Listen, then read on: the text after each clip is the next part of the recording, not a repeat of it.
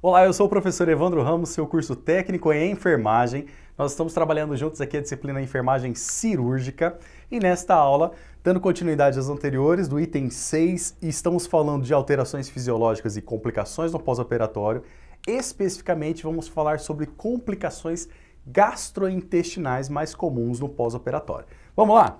Bom, em relação às complicações gastrointestinais, nós temos, por exemplo, a distensão abdominal, ou também chamado de dilatação gástrica, que você pode encontrar também, né, em outras literaturas, que literalmente é definido como o acúmulo de gases ou também fezes, tá, no intestino ou literalmente no trato gastrointestinal, que é muito frequente no pós-operatório.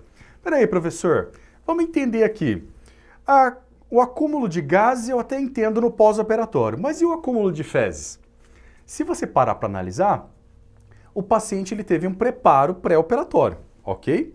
E dependendo do tipo de cirurgia também, foi feito um esvaziamento gástrico, ele fez um preparo gastrointestinal, tomou um laxante, ou seja, para um processo de uma cirurgia mais elaborada, eu tenho literalmente um processo de limpeza e de drenagem da cavidade, do processo do trato gastrointestinal. Então eu tenho a eliminação das fezes, correto? Beleza.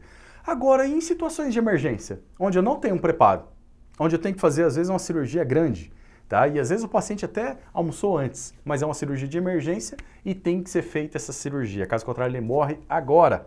Então vão existir algumas situações no paciente pós-operatório que pode sim ter acúmulo de fezes, mas a grande maioria, quando a gente fala de cirurgias eletivas, que são programadas, ok? Vão ter um preparo e, via de regra, eu não vou ter um acúmulo de fezes no pós-operatório imediato, mas eu posso ter um acúmulo de gases, ok? Agora, ele começa a se alimentar.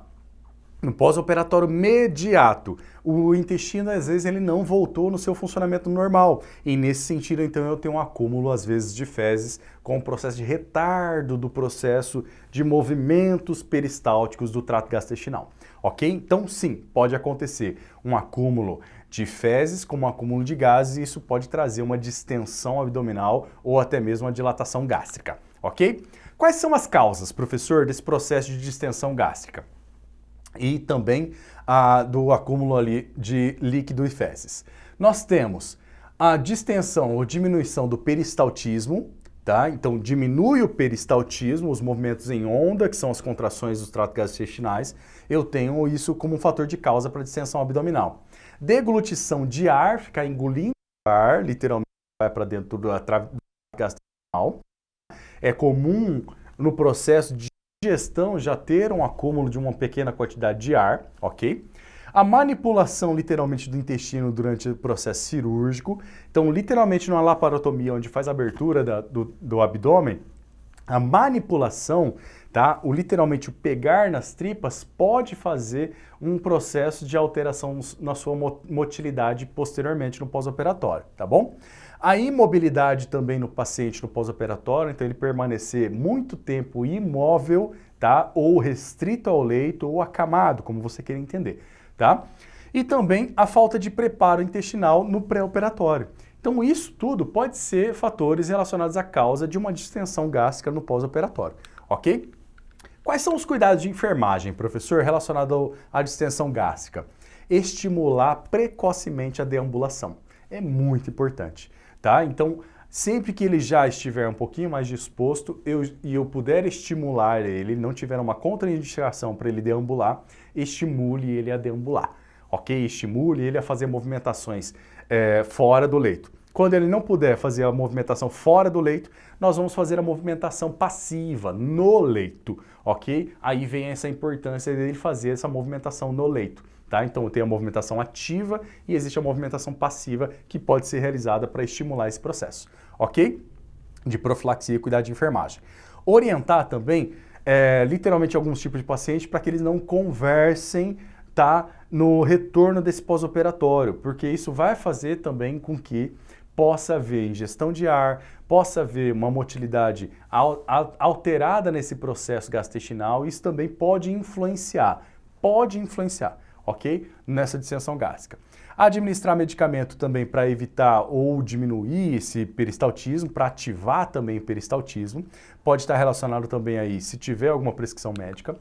E também nós temos um outro fator que pode estar relacionado como complicação, que é a obstipação intestinal. Tá? Então falamos literalmente da distensão, que é o acúmulo de fezes ou ar, e nós temos a obstipação, tá, intestinal, que é o intestino preso. Quais são as causas mais comuns? A diminuição ou perda do peristaltismo também pode estar relacionada com o processo cirúrgico, processo anestésico também, está relacionado à manipulação, por exemplo, lá do intestino no processo cirúrgico. Nós temos como cuidados iniciar também a deambulação precoce, então estimular a deambulação desse paciente, não podendo estimular a deambulação, fazer literalmente a movimentação passiva no leito. Aumentar a ingestão de líquidos, isso vai começar a fazer com que haja uma ativação dos movimentos peristálticos, tá bem? E isso vai diminuir a obstipação intestinal. E é importante que eu entenda também que vai ajudar no processo de lubrificação e aumento também na fluidificação das fezes, tá bom?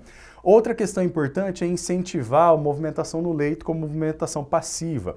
Providenciar também a dieta com resíduos, para também ajudar na formação das fezes. Isso vai ajudar também a eliminar ou até mesmo a dieta rica em fibras, por exemplo, que vai fazer com que haja necessidade de mais líquido, e isso vai fluidificar as fezes para favorecer também a eliminação das fezes, diminuindo esse intestino preso, essa obstipação intestinal. Entendeu essa lógica dos cuidados? Mas, professor, eu posso, por exemplo, fazer isso sem a prescrição médica? A medicação, se tiver prescrição, você vai fazer. O incentivar, por exemplo, a nutrição, se tiver indicação já médica, liberação para nutrição, sim, posso fazer. Agora, a dieta também, ele vai ter uma orientação médica dessa liberação da dieta. Então é importante eu estar sempre fazendo o cuidado de enfermagem aliado à prescrição médica, ok? Só para você ter uma ideia, em algumas situações muito específicas, onde eu tenha, por exemplo, uma distensão gástrica muito grave, e um acúmulo de gases, isso vai trazer dor, vai trazer incômodo ao paciente, tá? Em algumas situações, vai ser indicada uma sondagem gástrica só para manter aberta, para fazer a drenagem do gás que estiver no trato gastrointestinal, principalmente na porção gástrica, ok? Porque pode trazer até mesmo uma lesão, literalmente pelo acúmulo muito grande de gases na região gástrica, ok? Então eu tenho indicação para alívio da distensão abdominal, eu tenho a indicação também relacionada à aspiração de resíduo gástrico, a introdução de medicamentos ou alimentos também, indicação para casos de intoxicação exógena, indicação também para algumas infecções gástricas, tá? E também para hemorragia gástrica. Então você consegue entender que a drenagem, tá? A sondagem gástrica, ela não está relacionada somente com dieta, ela está relacionada também com uma distensão, um alívio da distensão gástrica, onde eu posso deixar essa sonda aberta para drenagem, literalmente, do ar ou gás que esteja em excesso de quantidade dentro do trato gastrointestinal, ok? E eu quero que você entenda que essa distensão da parede literalmente gástrica vai fazer com que acumule muito gás e isso vai trazer dor, podendo até mesmo trazer lesão.